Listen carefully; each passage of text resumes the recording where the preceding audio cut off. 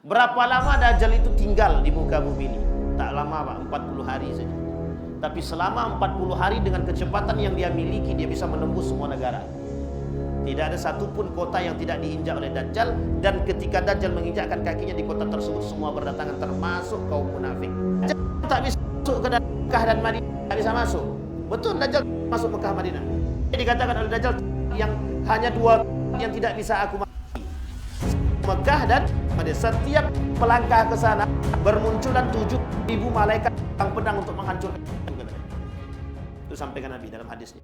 Baik Bapak Ibu, di subuh hari ini kita ingin coba menyelesaikan pembahasan Dajjal kita Bapak Ibu. Mudah-mudahan bisa selesai Dajjal nih, dan kita bisa bersiap-siap dalam menghadapi Dajjal ini. Dan kemarin kita sudah bahas itu, ada beberapa hal tentang agen-agen Dajjal yang sudah kita sampaikan juga. Dan memang pembahasan Dajjal ini Bapak Ibu sekalian yang berbahagia, bukan hanya di sini saja. Di seluruh dunia pembahasan Dajjal ini selalu tersampaikan. Bahkan di setiap nabi pun tidak ada yang melewati pembahasan Dajjal, itu tidak ada. Semua nabi, mulai dari Nabi Adam sampai Nabi Muhammad, semuanya membahas tentang Dajjal dan memberitahu. Kenapa mereka memberitahukan Dajjal ini kepada yang lain? Padahal zaman mereka jauh Pak, jauh sekali zaman itu. Tetapi pada masa baginda Nabi Muhammad SAW saja, itu Nabi sendiri menyampaikan permasalahan Dajjal itu. Satu ketika duduk dengan para sahabat, Nabi menyampaikan permasalahan Dajjal itu sampai tersenyum. Tapi tersenyumnya Nabi itu mengatakan kepada sahabat itu sebenarnya bukan tersenyum dalam arti senang, bukan. Tersenyum dalam arti kata ketika ada seorang datang kepada Nabi bercerita tentang Dajjal, bercerita tentang seseorang yang dianggap itu sebagai Dajjal. Maka Bapak Ibu sekalian yang berbahagia, kalau kita kumpulkan hadis-hadis Dajjal itu secara sifatnya, itu hadis-hadis Dajjal itu cuma terbagi pada dua hal saja. Satu tentang karakter Dajjal itu sendiri, atau yang disebut dengan orang-orang yang bersifatkan seperti Dajjal. Yang kedua betul Dajjal beneran, Dajjal beneran. Dan yang kedua-dua ini itu kedua-duanya diaminkan oleh baginda Nabi Muhammad SAW. Nah kemarin kita sudah bahas tuh sampai agen-agen Dajjalnya. Sampai kita katakan ada yang mengatakan bahwa Zionis Amerika adalah bagian daripada Dajjal. Bahkan dalam satu riwayat mengatakan begini, ada Dajjal di antara para Dajjajil. Jadi Dajjal di antara para Dajjajil. Ada Dajjal yang Dajjalnya itu karakter, sifat, di antara para Dajjal yang lain gitu. Ternyata masih ada namanya Dajjal Akbar yang lebih besar nanti, Dajjal utamanya gitu. Nah Dajjal utamanya ini yang kemudian dipersoalkan oleh para ulama. Tetapi yang paling berbahaya kata para ulama bukan hanya sekedar Dajjal Akbarnya nanti, Dajjal yang beneran datang. Bahkan yang paling penting untuk diawasi itu Dajjal sebelumnya gitu. Maka bahasa ini sebenarnya sudah ada pada masa Nabi. Jadi kalau kita ada mendengar orang-orang, memang Dajjal, kau ini Dajjal, kata dia. Itu sebenarnya masa Nabi sudah ada. Sudah ada pada masa baginda Nabi Muhammad SAW. Satu ketika baginda Nabi Muhammad SAW itu didatangi oleh para sahabat Nabi, termasuk Umar bin Khattab. Sampai-sampai Umar bin Khattab itu sangat-sangat percaya sekali. Datang seorang pemuda ke kota Madinah, dan di kota Madinah tersebut orang-orang menganggap pemuda ini itu dengan karakter dia yang suka berdusta dianggap Dajjal. Sampai-sampai Umar bin Khattab mengatakan ini Dajjal beneran, ini Dajjal beneran. Namanya Ibnu Siyad. Jadi ada beberapa nama yang sekitar 3 nama lah. Tiga nama ini pernah terjadi di masa baginda Nabi Muhammad SAW. Dan mohon maaf, pada salah satu di antaranya itu ada yang dianggap keraguan-raguan Nabi tentang bahwa dia betul Dajjal atau bukan. Nabi loh. Kata Nabi, ini Dajjal atau bukan? Ya, Nabi saja ragu. Tapi kemudian ada cerita yang lain nanti. Dia ada 3. Maka salah satunya Ibnu Siyad. Ada namanya Abu Khuza'ah. Abu Khuza'ah juga terjadi. Masa Nabi masih hidup, mengatakan, wah ini orang mirip kali dengan Dajjal ini. Karakternya mirip, tingginya mirip, pendeknya mirip, pendeknya mirip, hitamnya mirip, rambutnya mirip. Cuman tidak mata dia tidak satu. Nah, tapi kata Nabi, ketika ada orang yang bernama Ibnu Ziyad itu dikatakan sebagai seorang dajjal, karena apa? Karena dia punya karakter, sifatnya itu sama. Apa sifatnya yang sama seperti dajjal? Pendusta. Dan dustanya itu sudah keterlaluan, sehingga disebut oleh dajjal, "Wah, ini orang dajjal beneran." Sampai Umar bin Khattab mengatakan ketika melihat Ibnu Ziyad tadi, "Ya Rasulullah, betulkah ini dajjal?" Sampai Nabi bingung. Apa kata Nabi kepada para sahabat? "Saya pun ragu apakah ini betul dajjal atau bukan. Tapi kalau dia dajjal, matanya tidak satu. Dajjal tidak punya istri, tapi dia punya istri. Dajjal tidak punya anak, tapi dia punya anak. Tapi secara sifat kok sama." Nah, sehingga muncul pernyataan, ada orang-orang yang mengatakan dajjaluna kadzabun. Ada manusia yang dajjal. Tapi bukan dajjal secara benaran. Tapi dajjal secara sifat. Ibnu Ziyad. Kemudian ada yang kedua namanya Abu Khuza'ah. Sama, Abu Khuza'ah itu juga sama. Abu Khuza'ah itu dalam hadis lain dikatakan sama. Beliau ini, tapi hadis ini dhaif yang untuk Abu Khuza'ah ini. Agak lemah hadisnya. Sampai Abu Khuza'ah ini dianggap sebagai dajjal juga karena rajin dusta tadi. Memang dusta itu menjadi makanan harian gitu. Sehingga kalimat dajjaluna kadzabun itu disebut oleh Nabi karena kelak akan muncul orang-orang yang salasuna kadzab, yang akan muncul kata Nabi kelak di akhir zaman itu 30 pendusta, dan 30 pendusta itu diibaratkan sebagai seorang dajjal. Itu bahasa kiasan Bapak Ibu. Apa bahasa kiasannya? Kelak akan muncul para dajjal sebelum dajjal beneran muncul. Nah, ini saking berbahayanya dajjal itu. Sehingga memang yang ditakutkan Nabi bukan hanya sekedar dajjal saja. Nabi saking takutnya dengan dajjal, tapi ada yang lebih takutkan oleh Nabi. Bahkan mohon maaf, ada ulama yang rajin berdusta, yang memang mukanya dianggap sebagai orang alim, hatinya bukan alim, atau pendusta, dia dengan kealiman dia berdusta. Covernya alim, dalamnya tidak, itu juga dianggap sebagai dajjal.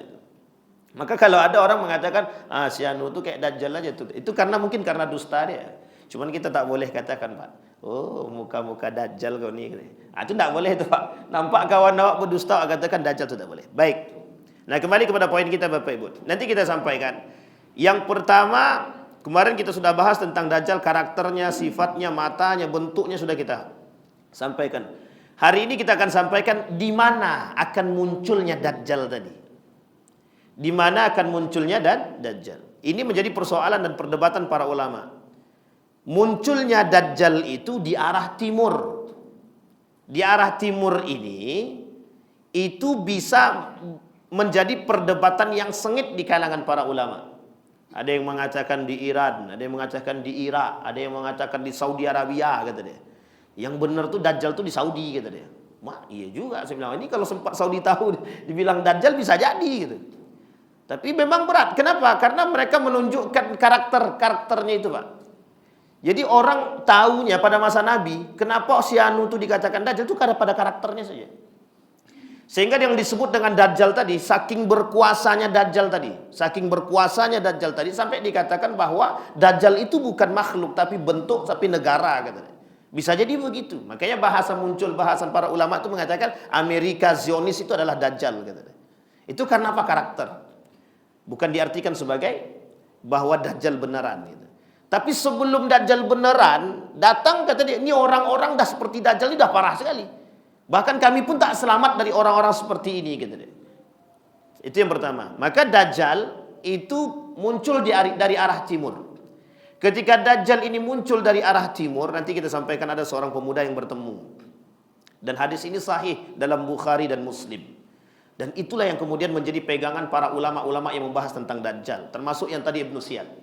Termasuk Syekh Al-Arifi mengatakan bahwa ada Ibnu Ziyad, ada satu lagi yang disebut dengan Tamim Ad-Dari. Dan ini juga menjadi persoalan, dan ini hadis yang dipegang oleh para ulama bahwa dajjal itu sudah ada tapi belum bermunculan. Bahkan ulama mengatakan dajjal itu tidak satu, ada dajjal kata dia. Hanya saja puncak dajjalnya yang belum nampak. Baik, kembali kepada poin tadi, dia dari arah timur. Berapa lama dajjal itu tinggal di muka bumi ini? Tak lama, Pak, 40 hari saja. Tapi selama 40 hari dengan kecepatan yang dia miliki, dia bisa menembus semua negara. Tidak ada satupun kota yang tidak diinjak oleh Dajjal. Dan ketika Dajjal menginjakkan kakinya di kota tersebut, semua berdatangan termasuk kaum munafik. Nanti kita sampaikan siapa saja. Ada 7 pengikut Dajjal Bapak Ibu. 7 pengikut Dajjal. Setelah ini kita sampaikan. Sampai di sini bisa dipahami Bapak Ibu ya. Baik. 40 hari hadisnya sahih mengatakan keberadaan Dajjal itu 40 hari saja. Tapi selama 40 hari apa yang dilakukan oleh Dajjal? Manipulasi manusia. Manipulasi manusia. Apa yang dilakukan dia dalam memanipulasi manusia? Tunjuk mayat hidup, tunjuk langit turun hujan, tunjuk pohon jadi emas. Ini bukan cerita dalam Wali Songo ya, tapi ini beneran, beneran. Berbicara Dajjal yang dari kampung datang. Di tangannya ada 2, satu api, satu lagi saya lupa, satu lagi api, satu lagi air. Di tangan kanan dia air, di tangan kiri dia api. Kalau di tangan kanan dia air berarti pada hakikatnya api. Kalau di tangan kiri dia, ini yang harus Bapak Ibu pahami. Tapi insya Allah kita nggak akan ketemu. Amin. Di tangan kiri dia adalah api, hakikatnya air. Jadi cara Dajjal itu memanipulasi. Dan ini dicocokologi kepada karakteristik umat manusia hari ini. Dicocokologi. Tahu Bapak Ibu cocokologi ya? Dicoba untuk dicocokkan dengan sifat dan karakter manusia hari ini. Dan itu Bapak Ibu bukan bersandarkan pada hanya sebatas kalimat, bukan. Ini dari perkataan baginda Nabi. Kenapa? Karena kelak di akhir zaman sulit mencari kebenaran, sulit mencari kejujuran. Dan itu terjadi. Kenapa kita katakan terjadi? Setiap lisan yang keluar dari orang-orang yang suka berbohong, itu sulit untuk kita katakan bahwa itu A ataupun B. Bahkan yang lebih parah lagi adalah mereka gunakan sesuatu kekuasaan dan kekuatan bagi mereka untuk berdusta.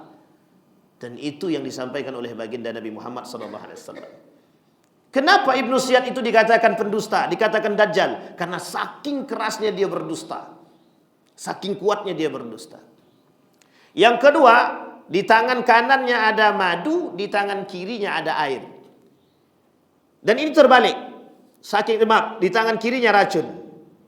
Yang di tangan kanan madu bisa jadi racun, yang di tadinya di racun bisa jadi madu. Benar di tangan kanannya, salah di tangan kiri dia. Hakikat benar di tangan kanan adalah salah, hakikat salah di tangan kiri adalah benar. Bahasa lainnya adalah membenarkan yang salah, menyalahkan yang benar, mengharamkan yang halal, menghalalkan yang haram. Itu yang terjadi. Sehingga karakter selanjutnya adalah bermunculan orang-orang di muka bumi ini yang menghalalkan yang haram dan mengharamkan yang halal, mengaburkan yang benar. Bermunculan orang-orang yang membenarkan yang salah dan menyalahkan yang benar. Itu bermunculan. Karena nanti 3 tahun sebelum kemunculan Dajjal itu, kata Nabi, 3 tahun sebelum kemunculan Dajjal itu masa gentingnya. Puncak daripada masanya sebelum Dajjal yang benaran muncul itu adalah gentingnya adalah ketika paceklik bermunculan. Orang-orang pendusta sudah bermacam-macam manusia. Sudah genting semua permasalahan. Korupsinya merajalela, pezinahannya merajalela, ribanya merajalela. Sudah tak terhindarkan lagi. Sehingga muncul murkanya Allah, Allah berikan paceklik di masa 3 tahun itu. Nah, ketika masa paceklik itu bermunculan, Dajjal datang, yang tadinya paceklik nggak jadi paceklik lagi. Yang tadinya tidak turun hujan ditunjuknya ke atas langsung turun hujan. Nah, sehingga dengan kehebatan itulah kemudian orang-orang menganggap Dajjal itu adalah orang alim, orang soleh, orang pintar. Bahkan Dajjal menganggap diri dia ketika itu adalah Tuhan. Sekarang ada enggak manusia yang menganggap dirinya Tuhan? Menganggap secara lisan tidak. Menganggap secara karakter, menganggap secara sifat, menganggap diri dia lebih baik daripada yang lain, lebih kuat daripada yang lain, lebih kuat daripada Tuhan, ada? Ada orang-orang yang sok berkuasa sehingga menafikan keberadaan Allah, itu Tuhan baru itu namanya. Dia tak mengatakan diri dia Tuhan, tapi sifat dia dah kayak Tuhan. Kalau bukan karena aku, tidak akan jadi. Nah, itu Tuhan tuh. Karakter-karakter Tuhan baru begitu. Orang-orang yang menganggap diri dia menafikan keberadaan Allah. Dia tak tahu. Nah, baik. Kembali kepada poin tadi. Sehingga 40 hari. Selama 40 hari dia bisa melakukan apapun. Dan bisa memanipulasi manusia dengan karakter dia, dengan sifat dia, dengan kehebatan dia. Ketika ini terjadi disampaikan oleh baginda Nabi Muhammad SAW, tidak ada satupun para sahabat yang tertawa. Tidak ada satupun sahabat yang tertawa. Ketakutan. Apa kata para sahabat? Ketemu enggak ya kami? Dalam hati mereka berkata, kami ketemu enggak ya? Kami ketemu enggak? Sampai-sampai Umar bin Khattab mengatakan dengan gagahnya, kalau benar Ibnu Ziyad itu adalah Dajjal, apa kata Nabi kepada aku akan bunuh dia, kata Umar bin Khattab. Apa kata Nabi? Kalau benar Ibnu Ziyad itu Dajjal, maka engkau tidak akan sanggup membunuh dia. Coba bayangkan Pak, tidak ada yang sanggup membunuh Dajjal. Sekuat Umar bin Khattab pun dikatakan oleh Nabi, kalau benar Ibnu Ziyad itu adalah Dajjal, maka engkau tidak akan sanggup membunuhnya. Karena memang betul Bapak Ibu, Dajjal itu bukan main, bukan tandingan manusia biasa. Dajjal itu bukan tandingan itu. Orang alim saja bisa tertipu dan terpedaya dengan bahasa Dajjal saja. Baik. Kemudian Bapak Ibu, ada 7 pengikut Dajjal. 7 pengikut Dajjal. Yang pertama Bapak Ibu, orang-orang Yahudi. Itu dah jelas tuh Bapak Ibu. Nah, jadi kalau seandainya Bapak Ibu mau kaitkan juga dengan tadi yang disebut dengan Zionisme, Israel, Yahudi, Amerika, bisa-bisa saja memang kita kaitkan. Tapi dalam ilmu kait-mengkait, bukan dalam ilmu beneran. Tetapi secara karakteristik ilmu ini cocok. Dari para pengamatan para ulama yang memang pengamatan dalam aspek sejarah dan sosiologi, mereka katakan cocok. Memang karakter itu ada pada diri orang-orang Yahudi. Karakter itu juga ada pada diri orang-orang Amerika. Hari ini yang megang Amerika siapa? Bukan orang Amerika. Yang memegang Amerika itu adalah Yahudi. Makanya siapa hari ini, siapa yang naik jadi presidennya terpilih? Donald Trump. Donald Trump itu sudah jelas anteknya Yahudi. Apa kata Donald Trump? Kami dan Israel itu bersahabat. Artinya apa? Saya akan mati-matian membantu Israel. Itu sudah pasti Bapak Ibu. Dan kenapa? Jangan tanyakan kenapa. Karena memang sudah menjadi sunnatullahnya. Artinya apa? Sudah menjadi sunnatullah, akan ditampakkan kekuatan-kekuatan Yahudi agar kelak di akhir kita akan berperang dengan Yahudi Pak. Mungkin kita tak berperang. Yang berperang adalah generasi kita Pak. Generasi setelahnya kita yang akan berperang dengan Yahudi. Dan itu jelas. Kenapa? Karena itu perang terakhir nanti. Berperangnya umat muslim dengan Yahudi sampai mereka kemudian menutupi diri mencari tempat untuk bersembunyi. Sampai pohon-pohon pun bisa berbicara mengatakan nih dia Yahudi belakang saya. Dan itu perang akhir kita Pak. Perang akhir kita. Maka orang yang berdekatan, salah satu pengikut daripada Dajjal tadi adalah orang-orang Yahudi. Apa kata Anas bin Malik meriwayatkan bahwa Rasulullah SAW bersabda, kelak Dajjal akan diikuti oleh 70.000 orang Yahudi dari Asbahan. Tahu Bapak Ibu di mana Asbahan ini? Asbahan ini salah satu daerah yang ada di Khurasan. Khurasan ini salah satu kota yang ada di Iran. Di mana Bapak Ibu? Di Iran. Hari ini sudah ditemukan Bapak Ibu. Di Iran itu ada satu daerah yang isinya lebih dari 70.000 orang Yahudi. Jadi jangan salah Pak, perkataan Nabi tidak ada yang tidak terbukti. Dan orang inilah yang bakal menjadi pendukungnya. Makanya penguatnya bisa jadi Dajjal itu datang dari sana karena ada pendukungnya tadi. Itu yang mengatakan. Ulama yang mengatakan datangnya dari timur, dianggap timur itu adalah salah satunya adalah Iran. Maka salah satu perkataan mereka adalah dikarenakan kelak yang akan mengikuti adalah Asbahan. Orang-orang Yahudi yang tinggal di Asbahan. Di daerah Khurasan. Kemudian Khurasan itu yang berada di Iran. Jangan salah Bapak Ibu. Renaissance. Tahu Renaissance Bapak Ibu? Renaissance itu pertumbuhan, perkembangan, munculnya ilmuwan-ilmuwan muslim. Itu pada masa itu Bapak Ibu. Irak dan Iran. Jangan salah, bermunculan ilmuwan muslim itu pada masa kepemimpinan siapa? Daulah Abbasiyah. Di mana tempatnya Daulah Abbasiyah? Salah satunya Irak. Baghdad itu di mana? Di situ Bapak Ibu. Jadi jangan salah, Renaissance kata orang itu adalah bermunculannya para ilmuwan-ilmuwan muslim dan berkembangnya peradaban Islam itu kembali hidup itu pada masa itu. Irak, Iran punya cerita. Lu kok enggak di Saudi Arabia? Yang bukan Arabia. Imam Al-Ghazali di Saudi bukan? Ibnu Taimiyah bukan? Imam Ibnu Khaldun bukan? Al-Biruni bukan? Al-Jabar bukan? Ilmuwan muslim semua. bukan dari Saudi Arabia. Bayangkan, bukan dari Saudi Arabia. Maka bermunculan, Pak. Jangan salah. Khurasan itu salah satu pencetak kader-kader terbaik. Tapinya dari situ juga, Bapak Ibu. Dari situ juga akan muncul yang menyesatkan, yang merusak. Apa kata ulama Syiah? Tadi malam jam 2 saya terbangun, kemudian saya coba baca kembali materi ini, takut ragu saya. Tapi dapat ada sedikit pencerahan. Yang saya buka ternyata malah orang Syiah. Astagfirullah, salah buka. Ternyata saya buka website. Saya dapat cerita situ. Salah satu yang mereka katakan adalah sangat masuk akal sekali. Kalau memang dari Iran ini akan muncul kesesatan dan kehancuran bagi umat muslim, bagi dunia, kata dia. Mengapa di Iran ini bermunculan orang-orang yang menjadi ilmuwan? Wih, saya bilang, gawat juga nih. Yang kedua, kalau memang Nejat itu adalah Nejat itu disandarkan kepada Iran. Disandarkan kepada Iran.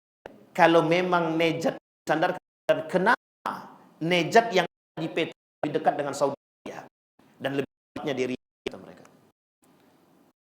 Kasus-kasus kejadian yang paling berbahaya itu, yang paling nampak oleh kita hari secara sosial, yang merusak itu, ya memang Saudi Arabia. Yang Riyadh itu, Ka'bah yang diinjak oleh perempuan telanjang, replikanya Al-Quran yang dijadikan, yang diduduki oleh wanita-wanita telanjang dalam festival-festival, kehancuran Riyadh. Kita nampak sekali, kehancuran di Riyadh itu sudah sangat bahaya sekali. Hinaan dan penistaan yang mereka lakukan ketika di Riyadh itu terhadap agama Islam besar sekali, Pak. Jadi, cuma mengapa kalimat menjadi misterius? Ulama, kenapa kita katakan ini misteri? Karena hampir semua para ulama yang membahas tentang Nejat itu ada pendapat. Tidak ada yang satu sepaham. Tidak ada yang sepaham. Hanya beberapa. Apakah itu Saudi atau Iran? Ini menjadi persoalan bagi kita juga, Pak. Tapi kalau kita lihat dua-duanya sama-sama rusak. Sama-sama. Tapi yang paling bahaya di antara dua-duanya, Bapak Ibu, ada tipe daya muslihat, kita sebut dengan taqiyah yang ada di negara Iran. Saya lebih mengatakan itu Iran. Kenapa saya katakan lebih mengatakan itu Iran? Iran ini salah satu kota yang dengan penuh budaya. Sampai orang tidak tahu politik dari Iran itu sendiri. Ketika membasmi Israel, semua orang percaya dengan Iran, semangat dengan, jangan salah, Pak. Jangan salah. Sudah dilakukan oleh Syiah belum saat ini, Pak. Dan itu adalah permainan politik Iran tidak pernah diketahui orang. Jangan salah, itu politik Iran, Pak. Iran biasa main politik dengan demikian. Satu-satunya gertakan yang berani mereka lakukan, Amerika embargo Selat Hormuz. Kocar Pak Amerika, Pak. Langsung Amerika turun, langsung Amerika hanya karena akan Amerika, Pak. Iran, Pak. Ketika diancam oleh Saudi Arabia, boleh lagi masuk ke dalam Saudi Arabia, boleh berhaji, boleh melakukan apa, kata mereka? Santai. Mereka buat propaganda lain. Akhirnya berantem dengan yang, kemudian berantem dengan yang lain, terjadi dengan konflik. Itu penyebabnya mereka, Pak. Bukan salah. Jangan salah dengan politik daripada itu. Rusak. Berbahaya. Iran itu berbahaya. Sangat berbahaya sekali. Dalam pandangan. Sehingga ketika mengatakan Nejat itu persoalan para ulama, yang benar nih Nejat siapa? Kalau Saudi katakan itu Nejat itu adalah Saudi, maka mungkin Nabi tinggal di Madinah. Tapi kalau lihat dari peta, posisi Nejat sangat berdekatan dengan Madinah. Sebelah utaranya Madinah. Nah, kembali kepada Bapak Ibu.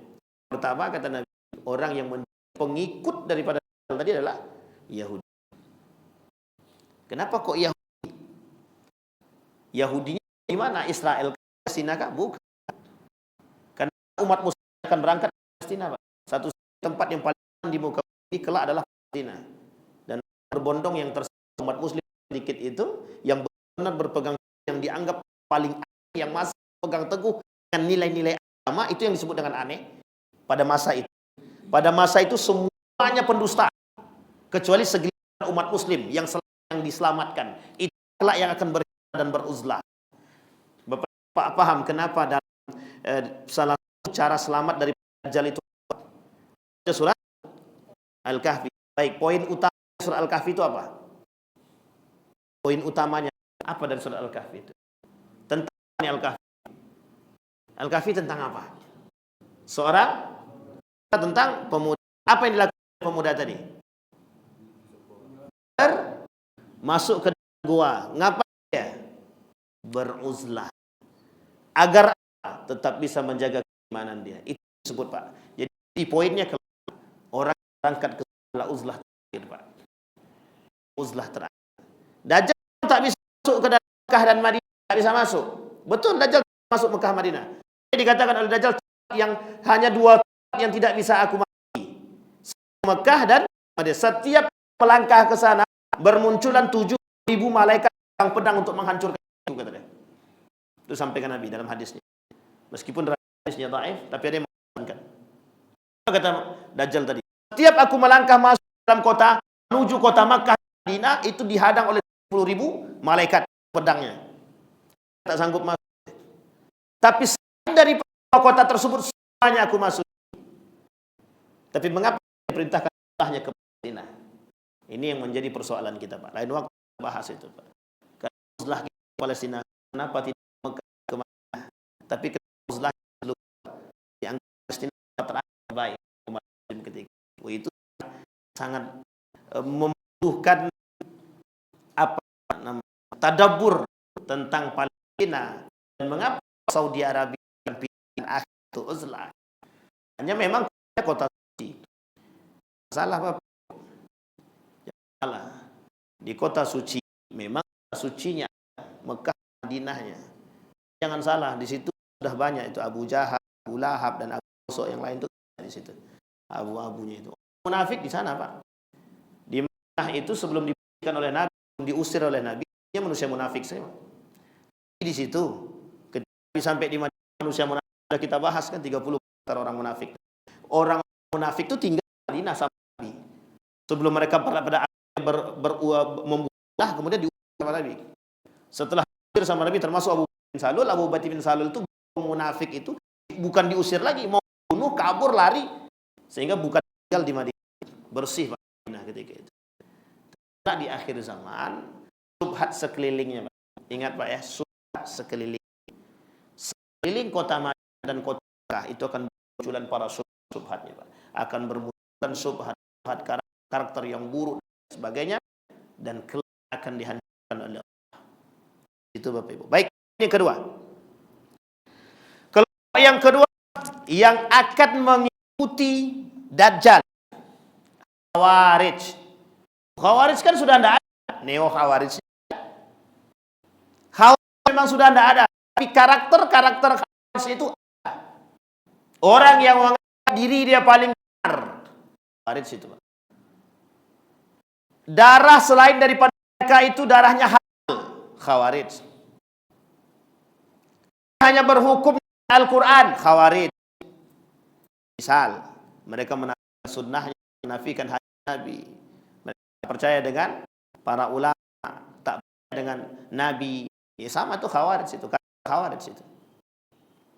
Yang keempat, mereka selalu menganggap diri mereka dan perkara mereka paling benar. Yang kelima, mereka suka mentakfir. Itu Khawarij. Nah, saya katakan cocok bukan. Itu perkataan Nabi. Satu karakter orang Khawarij itu adalah mengkafir orang. Ada namanya Ahmadiyah, tahu Ahmadiyah ya? LDII. Tahu Pak Ibu? Untung selamat LDII sekarang. Sempat kembali kepada dulu habis tuh. Lah sesatkan. Masjid kaki nipelnya, bukan kaki sih. Bekas kaki kita pun nipel. Ada unik tuh di Yogyakarta. Masuk saya ke dalam, rupanya masjid LDII. Keluar dari masjid itu bersihkannya. Mau sakit kaki kita. Apa kata? Selain daripada itu semuanya najis, katanya. Selain daripada mereka semuanya najis. Tapi sekarang tak lagi. Khutbah Jumatnya aja pakai Arab. Mau paham tak lah, katanya. Yang penting khutbah bahasa Arab sesuai dengan apa yang terjadi pada masa baginda Nabi Muhammad SAW. Pada masa Nabi kan iyalah itu mereka. Tempat ini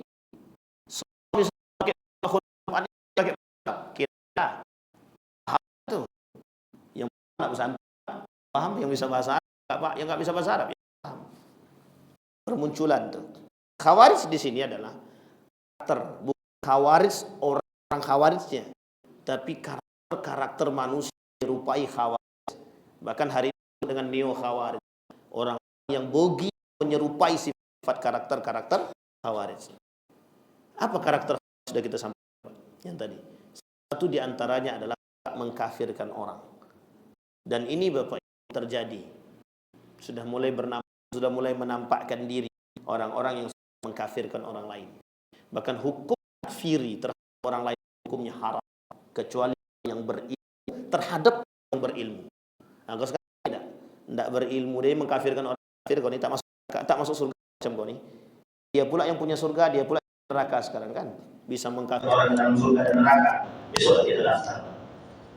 Sampai sini paham Bapak Ibu? Ini karakter Khawarij. Nabi bersabda bahwa akan tumbuh muda yang fasih membaca Al-Quran, kata Nabi, tapi cuma sampai di tenggorokan. Mereka tidak paham, kata Nabi. Setiap kali sekelompok dari mereka muncul, maka pantas dihancurkan, kata Nabi. Sampai dalam hadis yang lain dikatakan dalam satu riwayat, dalam satu kitab, judulnya Mauqiful Fitan, intal ulama itu. Apa kata Nabi dalam hadis itu? Kata Nabi, kalau kalian ketemu dengan orang seperti ini, kata Nabi, bunuh, kata Nabi. Ingat Bapak Ibu ya, tapi bukan di sini. Itu masa Nabi. Kalau nampak Bapak Ibu orang yang suka mengkafirkan, kita bunuh, kita masuk penjara. Sampai sini paham? Karena ada kebebasan setiap orang beragama. Hanya saja kita juga dijaga oleh undang-undang. Apa undang-undang? Sesat. Aliran kalau dianggap aliran sesat, kalau tak dianggap aliran sesat, selamat. Sampai di sini paham? Kita yang membunuh masuk penjara. Tapi Bapak Ibu, begitukah kata Nabi? Iya. Kalau ketemu dengan kelompok seperti itu, kata Nabi, berantas, habisi.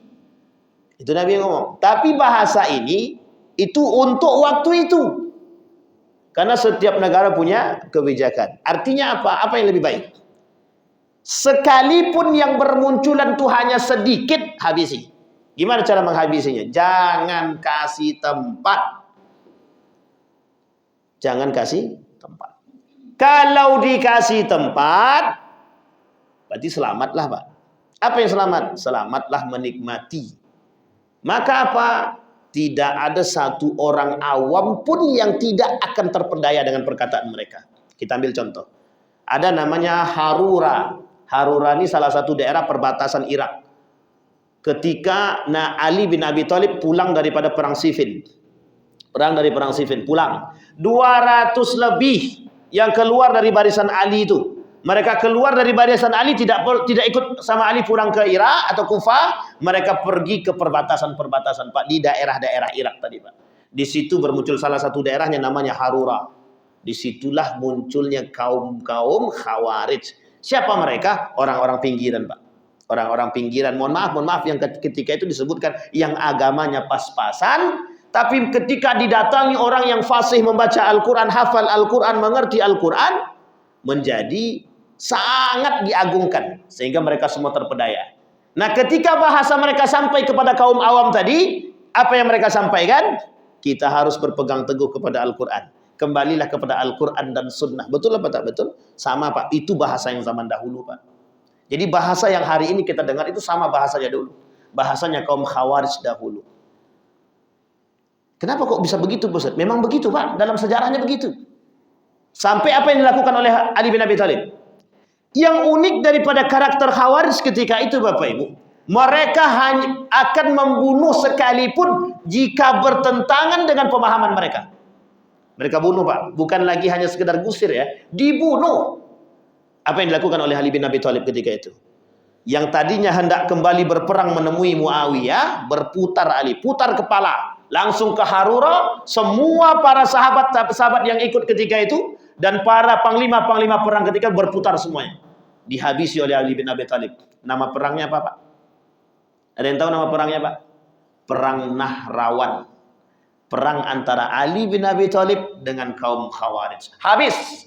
Dalam riwayat disisakan 10 orang. Dalam riwayat yang lain disisakan 5 orang. Dalam riwayat yang lain habis.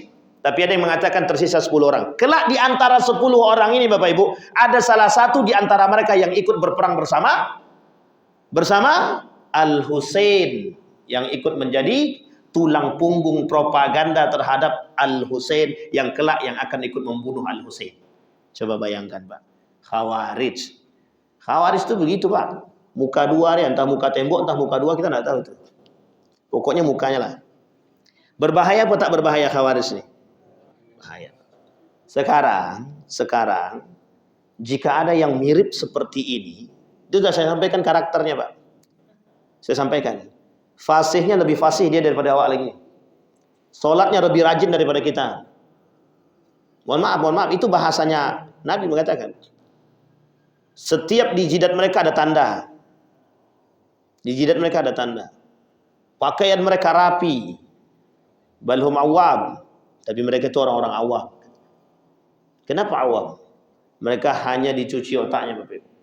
Dicuci otaknya. Kenapa dicuci otaknya? Dan bagaimana cara melepas diri daripada tersebut? Orang-orang seperti ini eksklusif. Tahu eksklusif Bapak Ibu? Sangat sempit pola pikirnya Bapak Ibu. Sangat sempit. Ketika Saudi Arabia di bumi hanguskan oleh mereka. Itu salah satu contoh Pak. Kenapa ada rumah Nabi dihabisi? Kenapa makam-makam diratakan? Peninggalan-peninggalan bersejarah yang sudah tinggi untuk menjadi satu tempat yang begitu indah, kemudian dihabisi sama mereka. Rumah Nabi tak boleh lagi dikunjungi. Masuk kuburan sekarang tak boleh lagi bagi perempuan, hanya laki-laki, itu pun cuma jalan aja. Kuburan-kuburan. Oh, itu takutnya nanti mereka. Betul, saya sepakat itu Pak. Sepakat saya. Kalau nanti ada orang-orang yang kemudian begitu memuliakan kuburan, ya, itu kita sepakati Pak. Kenapa kita sepakati? Banyak bermunculan kesyirikan, itu betul. Orang-orang yang kemudian memotong kain Ka'bah segala macam, oke, betul. Tapi ada yang lebih parah daripada itu Bapak Ibu. Apa yang lebih parah? Semua yang tidak sejalan dengan mereka habisi. Mereka bunuh. Itu yang dilakukan oleh Khawarij pada masa itu. Mohon maaf Bapak Ibu, ketika itu ada kerjasamanya dengan Saudi Arabia. Saud ini Bapak Ibu dalam sejarah, terserah mereka mau katakan ini fitnah. Dalam sejarah Saud itu bekerja sama untuk keluar dari barisan Daulah Utsmaniyah. Tidak ada satupun yang menolak kebenaran sejarah ini. Bayangkan. Coba. Ini karakter Bapak Ibu. Tapi di dalam permasalahan itu muncul kelompok-kelompok Khawarij yang membumi hanguskan peninggalan-peninggalan Islam yang dianggap kelak akan memunculkan syirik, musyrik, dan lain sebagainya. Oke, kalau hanya untuk kesyirikan dan kemusyrikan, kita sepakat Pak.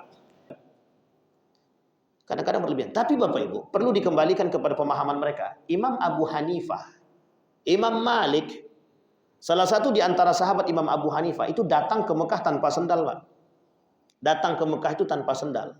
Masuk ke Madinah tak mau pakai sendal Pak. Apa kata dia? Di sini bumi yang paling suci dan dikuburkan orang yang paling mulia. Kenapa saya harus pakai sendal? Kelak di hari kiamat akan menjadi pertanggungjawaban aku masuk ke tempat suci ini dengan baik. Nah, coba bayangkan. Dan itu tak salah Pak. Artinya apa? Pakistan, Afghanistan, itu kemana kiblat mereka Pak? Cuma dua. Kalau tidak Imam Abu Hanifah, Imam Malik, atau Maliki atau Hanafi. Artinya apa? Mereka akan mengikuti apa yang dilakukan oleh ulama mereka. Sampai di sini bisa dipahami ya Bapak Ibu ya. Baik. Kembali pada poin itu tadi. Nah, yang kedua itu yang mengikuti adalah kelompok Khawarij. Maka pantas dihancurkan. Kemunculan mereka lebih dari 20 kali sampai kedatangan Dajjal. Sudah paham sampai sini Bapak Ibu? Lebih dari 20 kali mereka akan bermunculan. Artinya apa kalau lebih dari 20 kali? Pertama kali kapan? Kapan pertama kali Pak? Masa Ali bin Abi Thalib.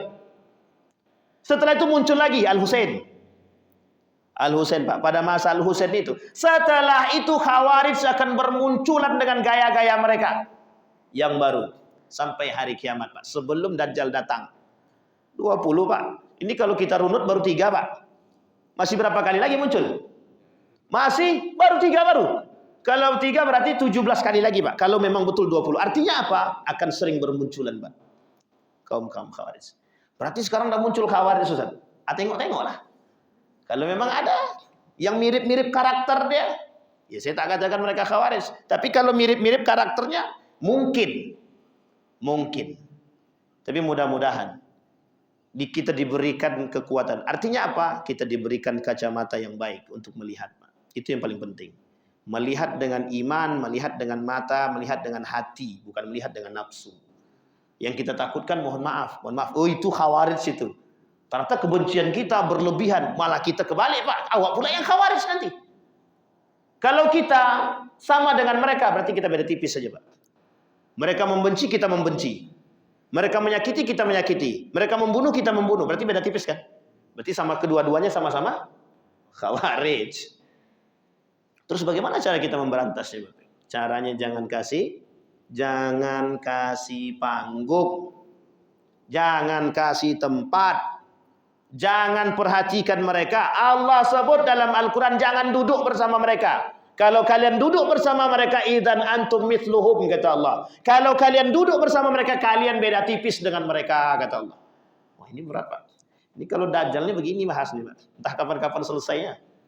Dajjal. Itu yang kedua. Baru kedua. Ditarik kesimpulan salah satu pengikut Dajjal adalah khawarij. Sebuah gambaran umum bagi orang-orang yang dungu. Tidak mengetahui dengan baik ajaran-ajaran Islam yang benar. Betul, Pak. Khawarij itu, mereka akan menganggap apa yang mereka bawa itu paling betul. Dan tidak akan mau mereka menerima yang lain, Pak. Kita ambil contoh, DII, TII. Saya tak katakan DII, TII ini khawarij ya. Tapi saya katakan DII, TII ini mirip khawarij. Orang yang sudah tergabung dalam DII, Daulah Islamiyah Indonesia waktu itu. Keluar kita dari barisan itu, Pak, tembak mati. Bayangkan. Bahkan kata mereka, sholat itu tidak lebih penting daripada perkumpulan ketika mereka dalam keadaan rapat. Itu unik juga itu, Bapak. Jadi agak susah ini juga, Bapak. Baik, pernah dengar DII, TII kan, Bapak? Nah, ini jelas lah yang tua-tua mesti tahu nih. NII, Negara Islam Indonesia, atau bahasa lainnya adalah Daulah Islam Indonesia. Baik, yang ketiga sebelum kita tutup, pelaku bid'ah dan kesesatan.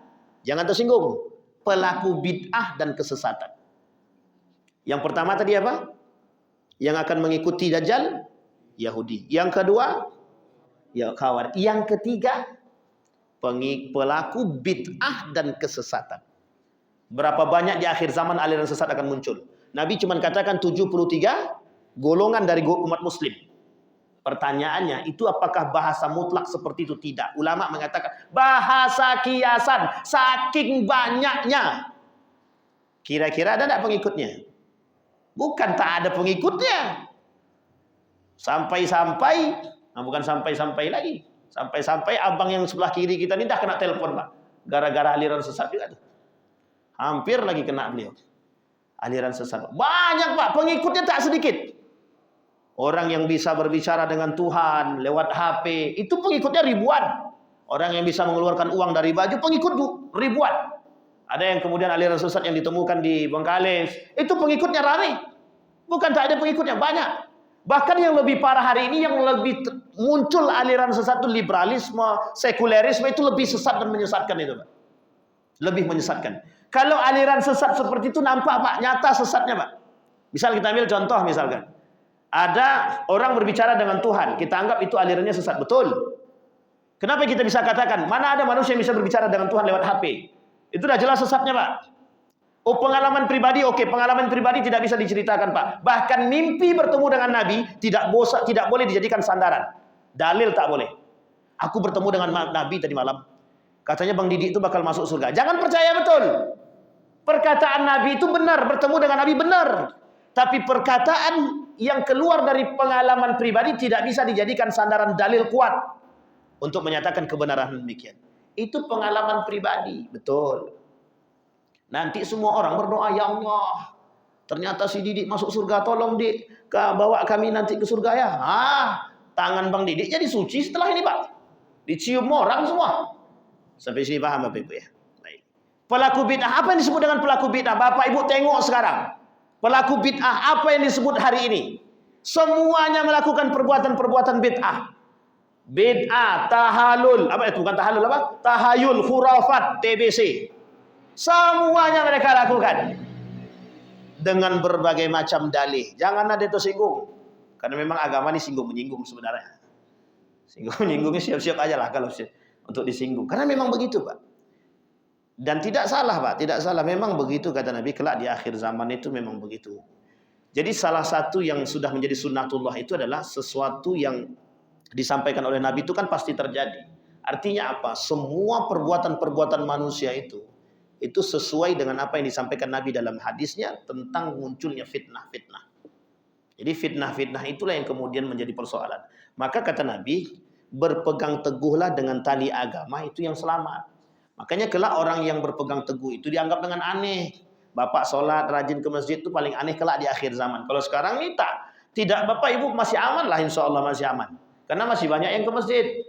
Uang di dalam masjid